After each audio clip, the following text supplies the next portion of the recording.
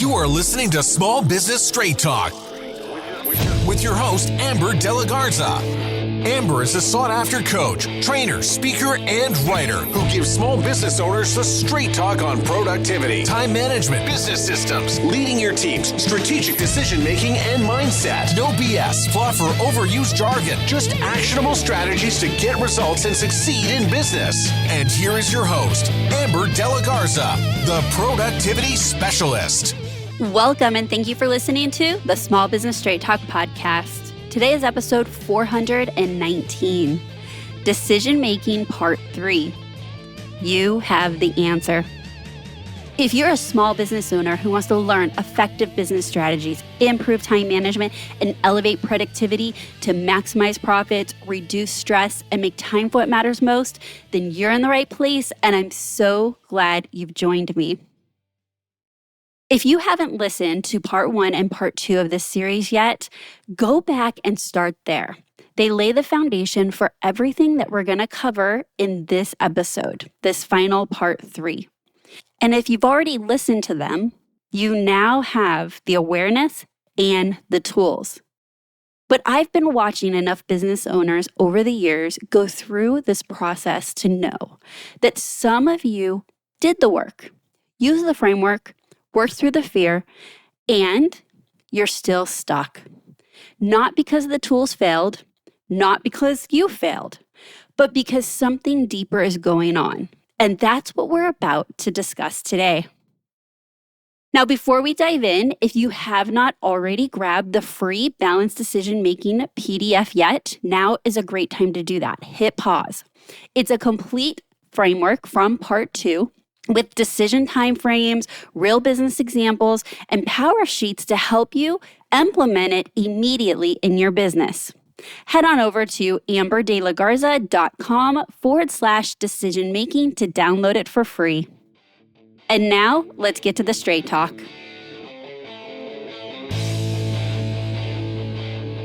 Because you've already listened to part 2 of this series, you have a toolkit.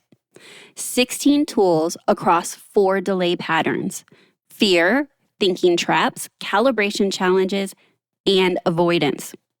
Real, specific tools you could reach for depending on where you get stuck. But I want to point something out to you that you may have not even noticed while you were listening to it. Several of those tools weren't asking you to gather more information. They were asking you to look inward, to connect with what you actually want, to get honest about what you already know but haven't been willing to say out loud, to reduce the outside noise so that you could hear your own voice again. That is not a coincidence. Those tools were pointing you somewhere. They were pointing you back to yourself, and that's exactly where part 3 begins, because here's what none of those tools can answer for you. Do you trust yourself enough to act on what you already know? I'm going to repeat that question.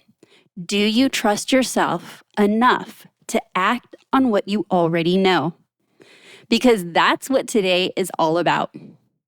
Somewhere along the way, you stopped trusting yourself. And I don't mean this as a criticism at all. I mean it as a very specific thing that happens to people who care deeply about getting it right. And let's be honest, our businesses matter so much to us, we want to get it right. You may have started second guessing your first instinct. You may have started reaching for outside opinions before you'd even sat with your own. You may have started treating your gut like it needed to be validated before it was allowed to count.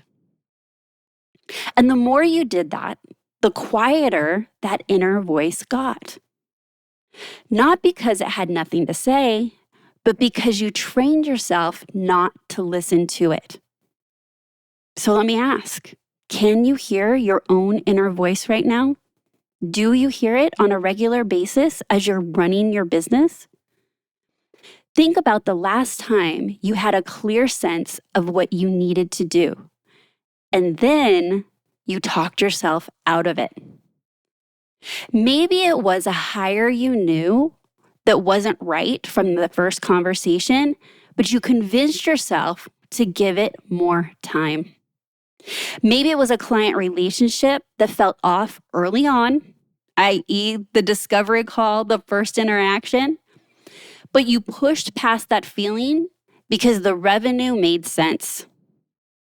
Maybe it was a direction for your business that felt right in your bones, and then you started asking around to your peers. You heard a few doubts from people you respected, and you quietly let the idea go. And here's what makes this so hard to see. It doesn't feel like distrust. It feels like being thorough. It feels like being responsible.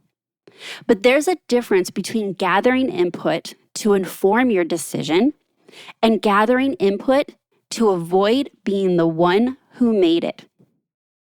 One is preparation. The other is outsourcing your own authority. But at some point, and you know this point, when you're honest with yourself, it crosses a line. What started as thoroughness becomes something else entirely. It's drowning out the voice that actually knows your business, your clients, your goals, your capacity better than anyone else. Yours. And this is for those of you that have not worked with a business coach, or maybe you worked with a business coach and this wasn't your experience. So this is my PSA announcement. I believe a good coach creates the space for you to hear yourself, to build up that confidence of trusting yourself. If you're working with a business coach and you think that you're working with them just to get all the answers, I think that that is a disservice. Now, there is a time and a place where you are going to get advice from me. Absolutely. I do not hold back. But I also read the situation and I understand that something else is robbed when answers or my own opinion are just given freely in a coaching session. And what is being robbed from a client is the opportunity for them to hear themselves, to tap into their own knowing, to not only tap into it, but listen to it and take action on it. Because when you start doing that repeatedly over and over again, when we stop working together, which is inevitable, you're not meant to work with a business coach forever or the same business coach forever and ever and ever. You want to be able to walk away with not only tools in your toolbox, but you also want to walk away with a newfound confidence in trusting yourself. And that space that's created is sacred to me. And that's why I wanted to do this decision-making series and certainly not leave out part 3. Because it's so important that you are empowered to trust yourself. Now, if anything that I've already shared with you lands and you recognize that, like you have been drowning out your own inner knowing, you may not hear it, or you hear it and you quiet it, or you shut it down, or you doubt it, I want you to hear what I'm about to say next. I want to start by reframing something before we go any further. When I talk about trusting your gut, I am not asking you to throw out the data and make reckless decisions. I am not telling you that research doesn't matter or that outside input has no value. It does. What I'm telling you is that your gut isn't a guess. It never was. Every instinct that you have about your business is built on something real. Years of experience, both experience in your business, but also experience in life. The patterns that you've watched play out, the clients who have worked and the ones that didn't, the hires that thrived and the ones that didn't, the decisions that moved you forward and the ones you wish you had made differently. Your gut is the sum of all of that. It's not separate from your experience. It is your experience, distilled down to a feeling. So when you override it in favor of one more opinion from someone who doesn't know your business the way you do, you're not being more thorough. You're trading hard-earned wisdom for borrowed certainty that was never yours to begin with. And I want to take this one layer deeper because there's something that I do not think gets talked about enough when it comes to decision making. Sometimes you don't know why. You don't know why your gut is telling you to do or not do something. You can't point to the data. You can't articulate the logic. You just have a strong sense that a particular decision is or isn't the right move, and you can't fully explain it. Or maybe you're sitting on a decision and something keeps stopping you from moving through that decision, and you don't know why. And no amount of analysis is going to give you the answer. I want to give you permission to trust that. Whether you call it intuition, a higher power, the universe, God, or simply you can't even name it, there is a wisdom in knowing that doesn't always come with an explanation attached. I can't even begin to tell you how many times over the last 15 years of running my business that I have not moved on a decision or made what looked like an unexpected choice without being able to say exactly why. And then down the road, more was revealed. The picture became clearer. I could see what I could not see before. And I understood why I had felt that way. That has happened enough times in my own life and business.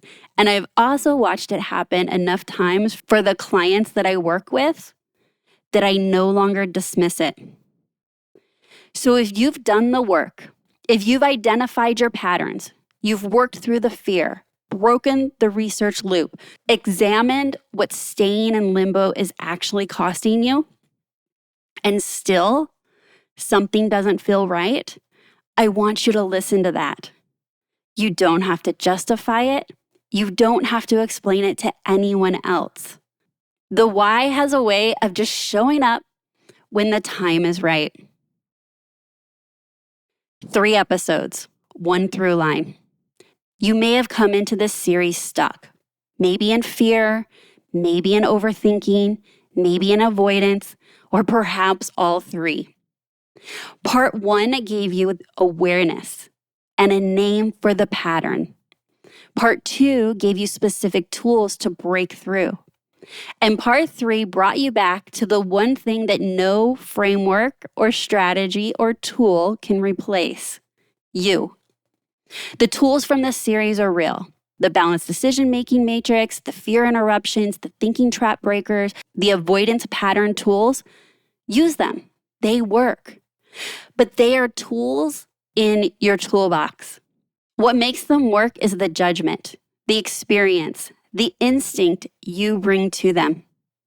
You don't need more certainty. You don't need more validation. You don't need to wait until the decision feels completely safe, because it won't. There are no certainties.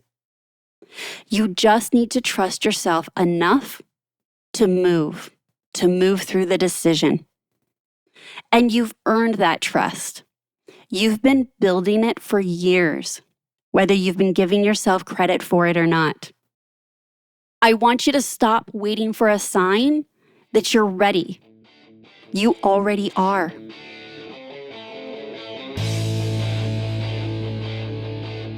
I have loved having you listen to the Small Business Straight Talk podcast. I sure hope it was valuable, but I need to be straight with you. No change, no change. Without taking action, nothing will change for you or your business. So take action today. This week, I want you to identify one decision you've been sitting on. And instead of reaching for more information and more opinions, I want you to sit with what you already know. Ask yourself, if I'm being completely honest, do I already know what the right move is? And if the answer is yes, trust it. Make the decision and move through it. That's your only assignment this week. You are going to make a deposit in your own self-trust jar. I want you to quiet the noise and listen to what you already know. Now, if this series about decision making has revealed that the patterns keeping you stuck go far deeper than one decision or a few decisions, and you are ready to stop navigating that alone, I'd like to talk. This series was based on how I help my clients move through strategic decision making in their business to reduce the friction, to create more momentum that eventually creates more profits in the business and definitely reduces stress. So schedule a discovery call so that we can see if we're a fit to partner together so I can help you get unstuck, reduce stress, and determine a clear path to increase profits. Head on over to amberdelagarza.com/call to schedule today. And if you enjoyed this series, do not keep it a secret. Please share it with a fellow business owner who you think would find it valuable. That is how we can grow the podcast and serve more fellow small business owners along the way. So that's my straight talk for today. Until next time, have a productive week.